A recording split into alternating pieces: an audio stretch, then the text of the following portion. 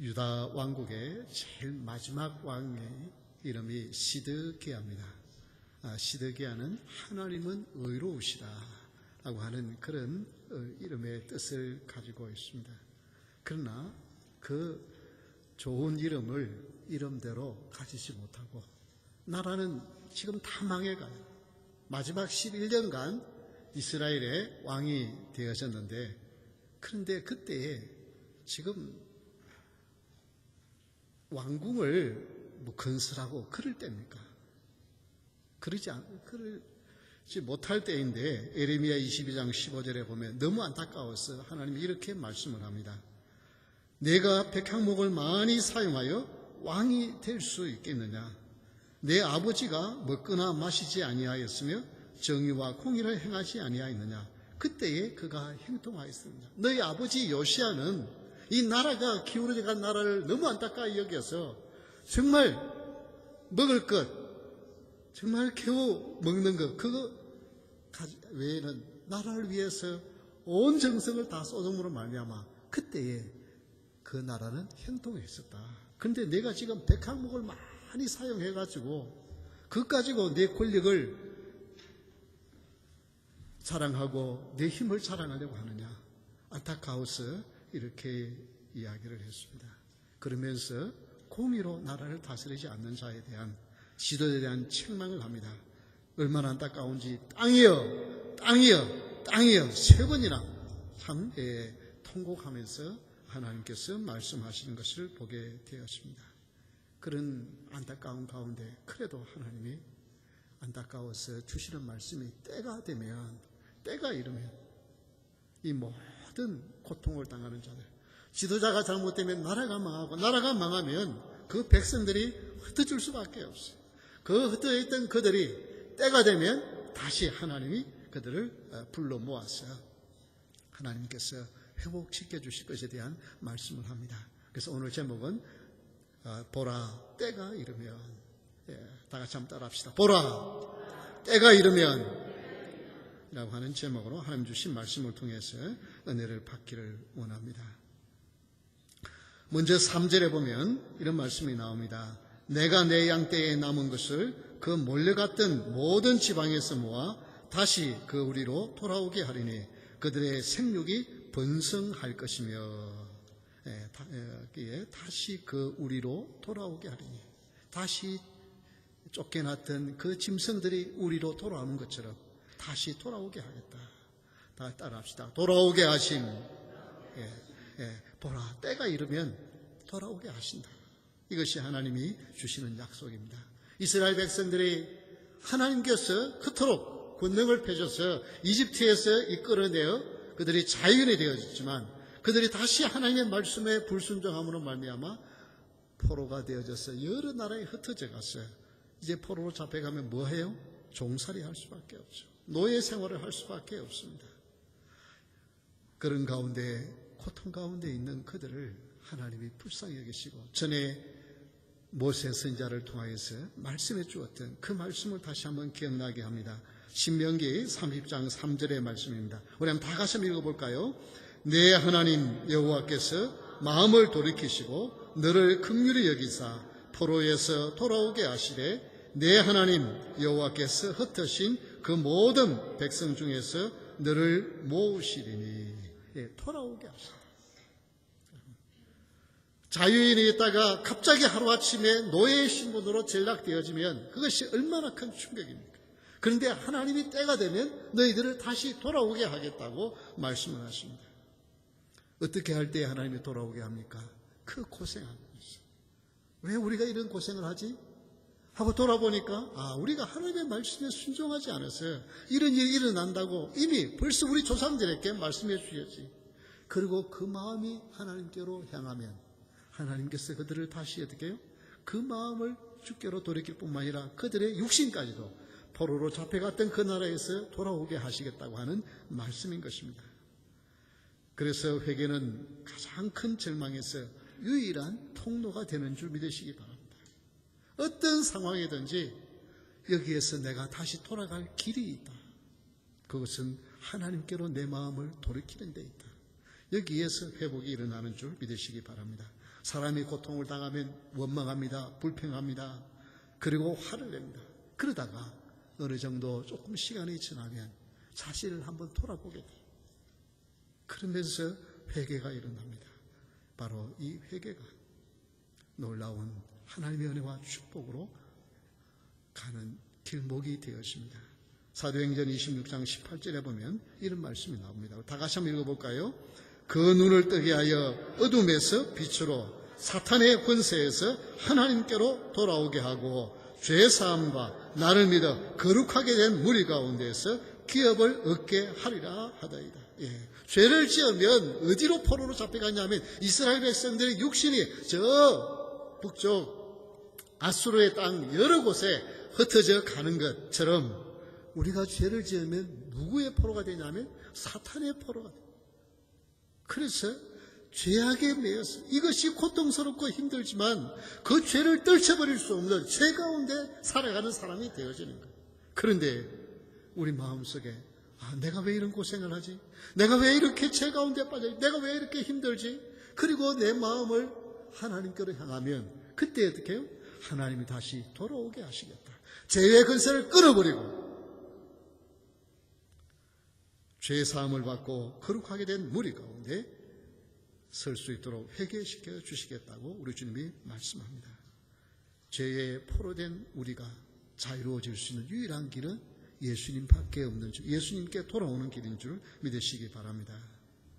사람은요, 힘들고 어려우면 원망하고 불평하지만 자기 자신을 돌아보는 그 시간을 가지지 못해요.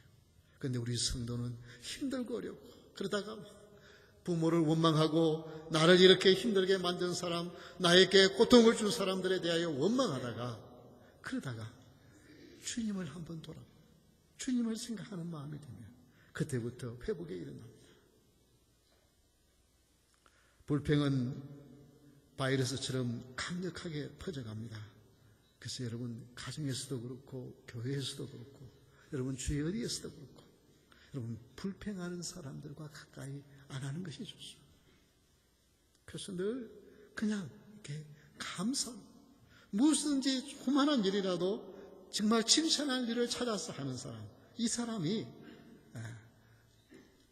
돌아오는 귀한 축복의 길을 갈 수 있습니다. 바보들은 항상 남의 탓만 한다라고 하는 존 밀러의 책에서 나오는 이야기입니다. 미네아폴리스에서 이제 점심을 먹기 위해서 자그마한 레스토랑을 이렇게 갔습니다. 갔는데 막 사람들이 너무 막 복잡해. 앉을 자리가 없도록 복잡한데 그래서 음식을 뭘 시키겠느냐고 이렇게 물으니까 간단한 샐러드와 롤 케이크 3개와 그리고 콕 라이트, 그러니까 코카콜라의 라이트를 이렇게 시킨다고 그러니까 이 웨이트러스가 죄송하지만 저희 가게에는 펩시밖에 팔지를 않습니다. 그러니까 그러면 아이스 오레에다가 레몬 하나 띄워서 그렇게 달라고 그렇게 했어요. 그러니까 얼마 후에 막 바쁜데 그냥 이렇게 서서 먹는 그게 이제 웨이트가 가지고 와서 주문한 것을 정확하게 그야말로 이제 음료수를 시키지 않고 그냥 아이스 워터에다가 레몬 하나 띄워달라는데 정확하게 그 많은 사람 가운데 이렇게 갖다 주니까 정말 고맙고 해서 맛있게 먹고 있는데 그런데 자기가 원래 시키려고 했던 코카콜라 라이트 그 캔을 하나 들고 오는 거예요. 그래서 지금 너희들은 그거 안 판다 그러지 않느냐? 안 판다 그러지 않느냐? 그렇게 말을 하니까 우리 가게는 없지만 우리 집 건너편 가게에 그걸 팔기 때문에 하나 가져왔다. 이 바쁜데 어떻게 가서 가느냐? 내가 간 것이 아니고 매니저한테 부탁을 했다는 거예요. 그러니까 매니저가 자기 보스한테 부탁하니까 보스가 가서 그걸 가져와서 정리해 주었다는 거예요. 여러분, 우리 가게에는 펩시밖에 없다고 말하면 그리고 그냥 끝날 수 있어요. 그러면 어떻게 해요? 그 사람, 그 고객에게 그래도 좀 기쁨을 주고 만족을 주기 위해서 그냥 좀 자기 매니저에게 이런 사정이 있는데 좀 사줘올 수 있느냐 부탁을 했어요. 이것은 보통 사람으로서는 생각할 수 없는 일이에요. 그것을 먹으면서 그분에게는 얼마나 기쁨과 감사가 있었겠어요. 이렇게 복잡한, 그러니까 그것이 복잡하다고 해서 사람 많다고 해서 한 것이 아니라 그렇게 하니까 그렇게 사람이 많이 사랑을 베푸고 관심을 베푸고. 자, 아니 지금 정신없는데 무슨 엉뚱한 거냐 그렇게 불평하는 것이 아니라 오히려 그것을 감사로 바꾸려고 노력하는 사람, 여기에 마음이 돌아오게 됩니다. 사랑하는 성도 여러분, 병든 공동체는 책임 회피와 변명과 비난이 있지만 건강한 공동체는 배려와 협력이 있어요. 그래서 어떤 문제를 놓고 서로 사랑하고 어떻게 하면 이 문제를 극복할 수 있을 것인가, 내가 도울 일은 무엇인가 생각하면서 협력해 나가는 아름다움이 있기를 주의 이름으로 축원합니다. 두 번째, 보라, 때가 이르면 우리 하나님께서 다윗에게 한 의로운 가지를 일으킬 것이라고 하셨습니다. 이것은 다 같이 한번 따라합시다. 영광의 왕으로 오심. 때가 되면 영광의 왕으로 우리 주님이 오신다는 거예요. 여호와의 말씀이니라. 보라, 때가 이르니니 내가 다윗에게 한 의로운 가지를 일으킬 것이라. 그가 왕이 되어 지혜롭게 다스리며 세상에서 정의와 공의를 행할 것이라 하고 했습니다. 여러분, 의로운 가지라고 했는데 사실은 의로운 싹이라고 번역할 수 있는 히브리 단어인 것입니다. 이것은 마치 어린 양으로, 어린 아기로 이 땅에 오실 예수 그리스도, 다윗의 후손 오실 예수님을 상징하는 것입니다. 바로 다윗의 한 의로운 가지이신 예수 그리스도를 통해서 이제 그가 왕이 되어서 세상을 다스린다는 것입니다. 여러분, 이 세상은 너무나도 죄악에 물들어가고 점점 믿음의 길을 걸어가려고 하는 사람들이 무시를 당하고 오히려 고통을 당하는 세상이 되어져 가고 있습니다. 그런데 시편 24편 7절 8절에는 우리 한번 다 같이 읽어볼까요? 문들아 너희 머리를 들지어다. 영원한 문들아 들릴지어다. 영광의 왕이 들어가시려로다. 영광의 왕이 누구시냐? 강하고 능한 여호와시요 전쟁에 능한 여호와시니라. 그래서 다윗이 지금 하나님이 누구신가에 대해 이야기하면서 주는 놀라운 말씀입니다. 이것은 그저 하나님이 누군가 아는 정도가 아니고 그 하나님을 인격적으로 만난 사람의 마음인 것입니다. 지금 영광의 하나님이 여기 오시니까 그분이 여기 들어가시려고 그러니까 닫힌 모든 문은 다 열려라. 문을 낮은 것은 높이 들려라. 그래서 그 영광의 왕이 들어오시도록 길을 열어라. 문을 열어라. 왜? 그분이 모든 것을 다스리기 때문에. 여러분의 마음이 무슨 일로 인하여 꼭꼭 닫혀 있습니까? 너무 아파서 마음을 열 수가 없습니까? 어느 누구도 내 마음을 보기를 원하지 않냐고 그 마음을 열어놓지 않고 있습니까? 그런데 아닙니다. 우리 주님은 만왕의 왕이시다.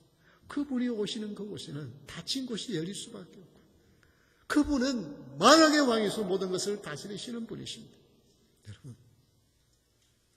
여러분의 가정도 주님이 오셔서 우리 가정 다스려 주세요. 내 마음도 주님 다스려 주세요.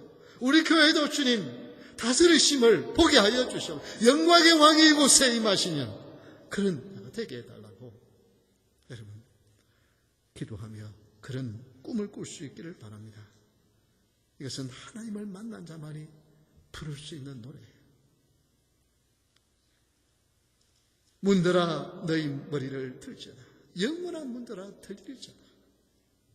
영광의 왕이 들어가시. 거기에는 아무것도 그를 대적할 자가 없고 아무것도 거기에 감출 것도 없고 숨길 것도 없고 두려움도 없고 무서움도 없습니다. 죄로 닫아놓은 모든 문들이 예수 그리스도로 말미암아 열릴 수 있기를 바랍니다. 여러분 지금 이 자리에 와 앉아있지만 여러 가지 생각으로 복잡합니까? 여러 가지 해결되어야 할 문제들로 인하여 염려와 근심과 걱정이 있습니까? 그것까지도 이제 그 문을 다 문을 여시기를 바랍니다. 열어놓고 주님 들어오셔서 우리 주님이 다스려 주시옵소서. 이제 내가 하려고 모든 것 다 주님 앞에 내려놓고 주님이 나를 다스려 주옵소서. 주님이 우리 가정을 다스려 주옵소서. 주님이 우리 사업을 다스려 주옵소서. 주님이 우리의 자녀들을 다스려 주옵소서. 이렇게 내놓을 수 있기를 바랍니다. 요한계시록 11장 15절에 보면 이런 말씀이 나옵니다. 일곱째 천사가 나팔을 불매 하늘에 큰 음성이 나서 이르되 세상 나라가 우리 주와 그의 그리스도의 나라가 되어 그가 세세토록 왕노릇 하시리로다. 우리 주님이 세세토록 왕노릇 하실 그 날이 옵니다. 세상이 죄악이 승리하고 못된 자들이 성공하고 그렇게 살아가는 세상이 아니라 죄를 짓는 자들이 망하고 하나님을 바라보는 자들이 승리하고 영광을 돌리는 그 날이 우리 앞에 다가오고 있음을 여러분 보시고 기억하시고 그 주님께 여러분의 삶을 맡길 수 있기를 주의 이름으로 축원합니다.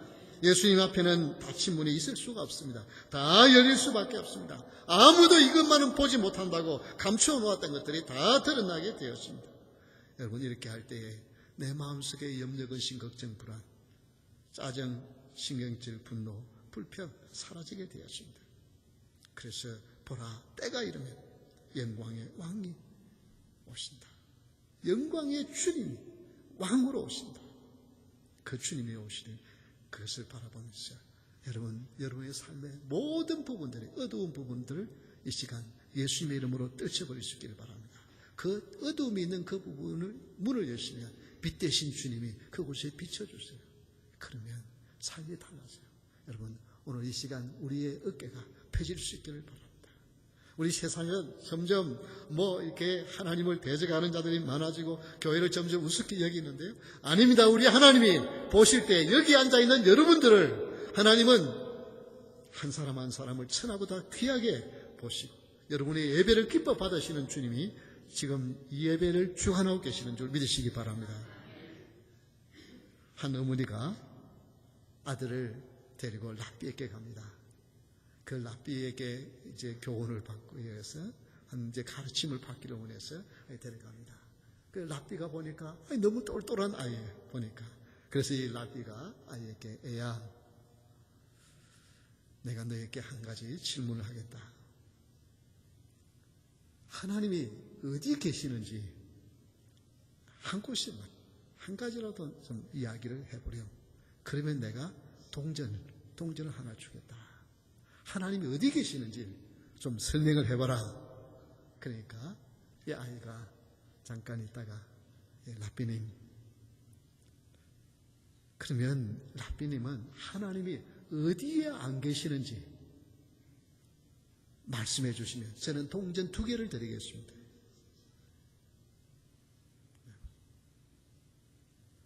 하나님이 어디에만 계시는 특정한 곳에만 계시는 것이 아니라 우리 하나님은 어디에든지 계시는 하나님인 줄 믿으시기 바랍니다. 여러분이 가장 힘들 때도 주님이 함께 하시고 여러분이 기뻐서 웃음이 넘칠 때도 주님이 함께 하시고 어디에도 주님은 여러분과 함께 하시고 여러분을 다스리시고 여러분을 보호하시고 인도하시는 주님이신 줄 믿으시기 바랍니다. 영광의 왕이 그분 이 땅에 오시고 영원토록 왕도를 하시며 우리를 다스릴 거다. 그날을 바라보면서 지금 이 시간도 여러분이 삶의 터전에 하나님의 나라가 될 수 있기를 바랍니다. 하나님의 나라는 무엇이 하나님의 나라예요? 하나님의 법이 시행되어진 곳이고 하나님이 다스린 곳을 하나님의 나라라고 그래요. 그래서 내 마음도 내가 닫아놓고 있던 그것을 활짝 열어서 영광의 왕이 들어오게 하셔서 거기에도 하나님의 나라가 되게 하시고 여러분의 가정도 하나님의 나라가 되게 하시고 모든 것이 하나님이 다스려달라고. 그래서 이 시간 떠나갈 때는 염려, 근심, 걱정을 다 주님 앞에 맡기고 어두운 것이 하나도 없기를 주의 이름으로 축원합니다. 세 번째, 보라 때가 이르면 그의 이름은 여호와 우리의 공이라. 공의로 다스리십니다. 다 같이 한번 따라합시다. 공의로 다스리심. 6절입니다. 그의 날에 유다는 구원을 받겠고 이스라엘은 평안히 살 것이며 그의 이름은 여호와 우리의 공이라 일컬음을 받으리라. 이 공의라고 하는 말은 이게 차딕이라고 하는 말인데요. 예, 차딕이라는 말인데 여기서 6절 말씀을 다시 한번 보십시오. 여호와 우리의 공이라. 여호와 우리의 공이 이 단어를 이제 이렇게 길게 되어 있습니다만은 히브리어는 야훼 차드케노, 이 차딕이라는 말에 우리의, 여호와는 우리의 의이시다. 이것을 그냥 고유명사로 사용을 합니다. 그래서 이 유대인들은 야훼 치드케누 이 단어를 많이 씁니다.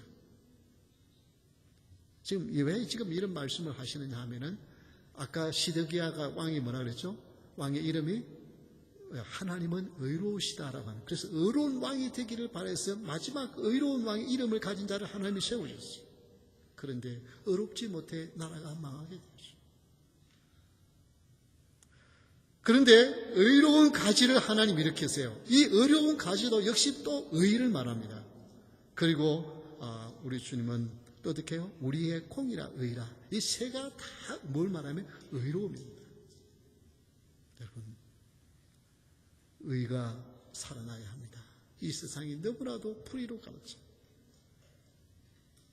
죄악을 짓는 자들이 오히려 큰 소리 치고 사는 이 세상에 우리 하나님이 때가 오면 그 큰 소리 치던 자들이 고개를 숙이고 의의 길을 걸어가는 자들을 이렇게 세우실 날이 다가오고 있는 것을 믿으시기 바랍니다. 시편 9편 8절에 보면 이런 말씀이 나옵니다. 우리 한번 다 같이 읽겠습니다. 공의로 세계를 심판하시며 정직으로 만민에게 판결을 내리시리로다. 예. 정직으로 하나님의 판결을 내. 세상에서는요, 돈이 있는 사람은 죄를 짓고도 버젓이 나올 수 있어요. 유명한 변호사를 사면요, 풀려나는 경우가 대부분이에요. 워낙 법이 복잡하기 때문에 법을 잘 알고 법을 잘 하는 사람은 풀려나요. 그런데 때가 되면 의로운 길을 걸어가는 사람, 한 걸음 한 걸음 올바른 길을 걸어가는 사람을 하나님이 일으켜 세우신다고 말씀하십니다. 여호와 하나님을 바라보는 자는 공의가 찾아오게 되어지고 그 공의로 일으켜 시험을 받게 된다는 것입니다. 여러분, 예수님을 사랑하는 여러분, 그 예수님이 바라보았던 의의 길을 걸어가기를 원합니다.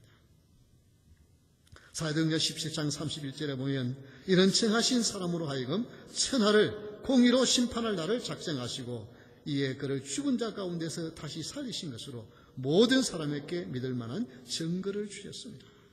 이 말씀이 지금 무슨 말씀이냐면 의로운 길을 가게 하기 위해서 공의가 있어야 되는데 그 공의를 세우기 위해서 뭘 하시냐면 당신이 십자가에 죽으심으로 공의를 세웠다는 것입니다. 바로 이 오늘날 우리가 교회에서 바른 길을 가야 된다고 말하는데, 예, 바른 길을 가야만 합니다. 그런데 그 바른 길이 무엇을 함께합니까? 사랑이 함께하는 사랑. 그래서 우리 주님이 십자가를 지신 죽음으로 우리가 죽어야 할 죄를 대신해서 죽으셔서 공의를 이루셨고 그분이 우리를 다스리신다는 거예요. 진정한 의의 왕이신 예수님이 우리를 다스리시는데 그 공의가 의만 있는 것이 아니라 우리를 위하여 죽으신 그 사랑이 포함되어 있다는 것입니다. 크리스천리티 투데이즈에서 20세기 기독교 역사에 가장 영향력을 끼친 인물이 누군가라고 했을 때 프랜시스 세이프 박사를 들었어요. 다른 훌륭한 분들도 많은데 왜 이분을 20세기의 가장 훌륭한 기독교인으로, 기독교 지도자로 그렇게 뽑았을까? 그는 20세기에 문명 가운데 교회가 제 역할을 하지 못하고 꿈이 없고 소망을 상실한 20세기의 사람들에게 교회도 이런 꿈이 있다고 제공해 줘야 되는데 그 꿈조차도 교회가 잃어버린 것 때문에 너무나도 이 세이프 박사는 눈물을 흘립니다. 눈물로 말씀을 전하고 눈물로 가르치고 눈물로 기도해요. 그래서 유명한 신학자 D.A. 칼슨 박사님은 그분을 이렇게 평가를 했습니다. 많은 기독교 지도자들이 있지만 그만큼 영향을 끼치지 못한 이유는 그에게는 눈물이 있었지만 다른 사람들에게는 눈물이 없기 때문이다. 오늘 우리는 이 세대가 너무나도 사랑이 없고 또 이 세대가 너무 잘못되었다고 비난하고 비판하는 많은 사람들이 있습니다. 한국 교회를 위해서도 정말 잘못되었다고 정말 많은 것들을 하는 사람들이 있습니다. 예, 그 말이 다 틀린 말은 아니에요. 다 맞는 말이에요. 그런데 정말 그 말을 하기 전에 눈물로 얼마나 그 문제를 놓고 기도했는가, 여기에 따라서 영향력은 달라진다는 것입니다. 우리가 교회에서도 무엇을 놓고 이것은 잘못되었다고 말할 수 있어요. 그런데 그것은 공의가 필요한 거예요. 그러나 그 말을 하기 전에 그만큼 눈물을 얼마나 그걸 놓고 기도했는가, 그가 더 중요한 것입니다. 대천덕 신부님, 성공회 신부님, 우리 한국 교회에 많은 영향을 미친 분이에요. 존경하는 분 중에 한 분인데, 그분은 미국 사람이에요. 그냥 우리 한국에 와서 선교사로 있었던 분이에요. 그런데 그분은 날마다 하루에 3번씩 위정자들과, 즉 한국의 대통령과 그 한국의 지도자들을 위해서 기도한다는 거예요. 여러분, 그게 얼마나 필요한 것인지 몰라요. 비난하는 말은 너무나도 많아요.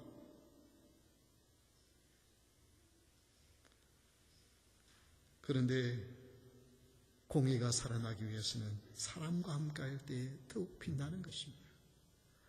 우리 주님은 죄악은 홀이라도 용서치 아니하고 회개하지 않고는 결코 천국에 갈 수 없다고 하시면서 공의를 세우신 하나님. 그러나 그런 인생들을 구원하기 위하여 당신이 십자가에 못 박혀 죽으심으로 말미암아 공의를 이루신 분.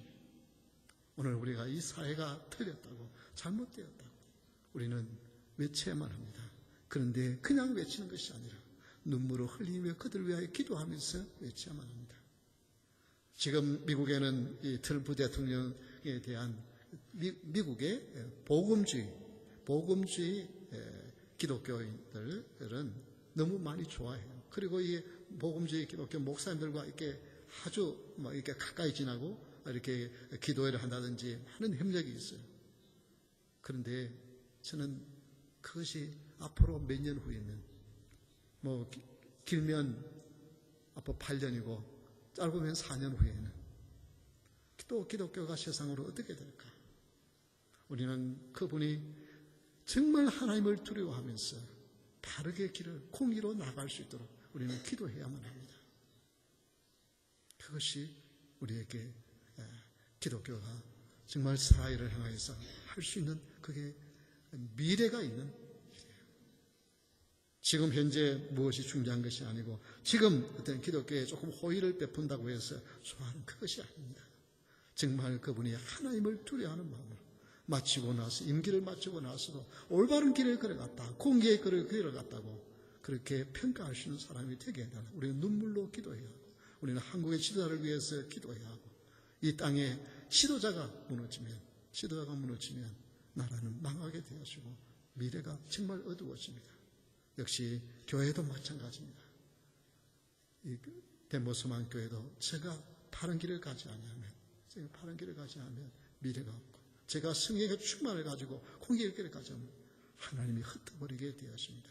그래서 저를 위하여 기도하고 우리가 서로를 위해서 비난하고 서로가 무엇에 문제를 놓고 우리가 불평하고 하는 것이 아니라 정말 하나님 이제 여기에서 우리 주님이 다스려 주옵소서. 그동안 주님이 다스리도록 내려지 못했던 모든 것 이 정도 주님 앞에 내려놓고 주님 우리 교회를 주님이 다스려 주옵소서.